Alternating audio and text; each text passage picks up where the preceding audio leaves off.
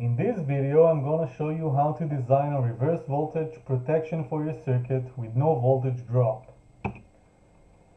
The reason we put a reverse voltage protection is that in case we misplace our battery and put it the other way around, we don't want to burn out our circuit. So the most common way to do it is to put a diode. But when you put a diode, you can lose between 0.2 to 0.7 volts, let's say. That depends on how much current you need for your circuit.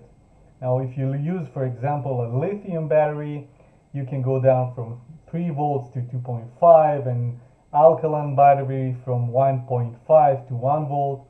And what it actually means that you can use less capacity from your battery. Okay, you will not use the full capacity of your battery, and if, for example, you take your system to someplace cold, that's even worse, because then the 3 volt lithium becomes a 2.7, for example, and then after the diode it's 2.2. So you don't want to lose, mostly in battery applications, you cannot allow yourself to lose this V drop. So we can use a MOSFET, a P-channel MOSFET. So I wrote down the source, drain, and gate. I never remember it by heart. And the way it works is this way. When you apply a voltage between the gate and source, and in P-channel you need the source to be higher than V gate by a certain threshold, then the circuit will conduct electricity from the source to the drain. Okay. Now, how can we use it for a reverse voltage protection? We're going to connect it in an opposite direction. As you can see by the direction of the diode, our entrance is from the drain and the current will flow to the source. So when we apply voltage in the right polarity, what we'll get is V source equals V bat. Now, the reason it happens is because of the built-in diode. So if you want to use a PMOS for a reverse voltage protection, you gotta make sure you got a built-in diode. How do you know it? You look at the data sheet. You're supposed to see this drawing in your data sheet. This is how you know. And of course, you have all the data.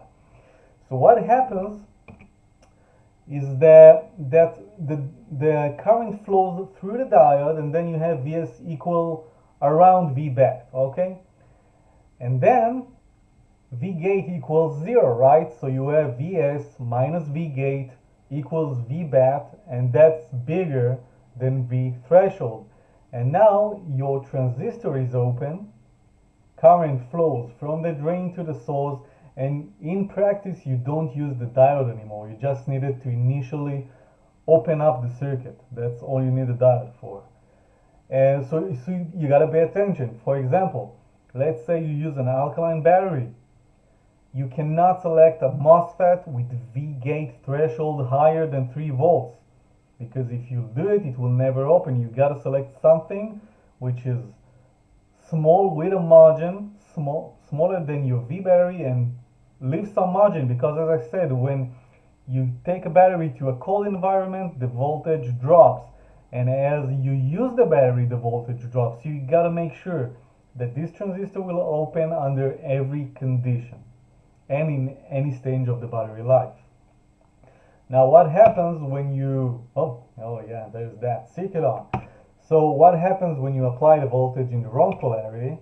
What will happen now is that your 0 volts will be on the drain, your gate will be V bat, and then the source will be V bat as well, because it will transient through the load to the source, okay, because the diode will not open up. Now, some people like to put an extra diode between the gate and the source. I don't think it's necessary. I always do it without it, but you don't have to do it. It works anyway. So in this case, V gate equals V bat. That, of course, is smaller than V threshold, and like Vs minus V gate equals minus V bat. That's of course smaller than V threshold, and the circuit will be off.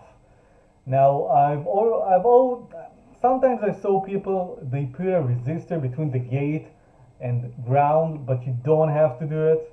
Okay, it works anyway, you can just put it as it is. But if you want like to be extra sure, you can, why the hell not put a resistor between the gate and the ground, and you can add a diode between the gate and the source. It's not necessary, but please feel free to do it. So this is how it works, and it's a great option to avoid V-drop for reverse battery protection. Of course, you'll have some small V-drop, yeah, because you have your RDS on, the transistor resistance. When it's fully on, you take that that parameter from the datasheet. So let's say we take our circuits needs 1 amp, okay, and your RDS is 10 milliohm, so you will lose 10 millivolts. That will be your V drop, and that of course is much better than 0.2 and 0.7 volts.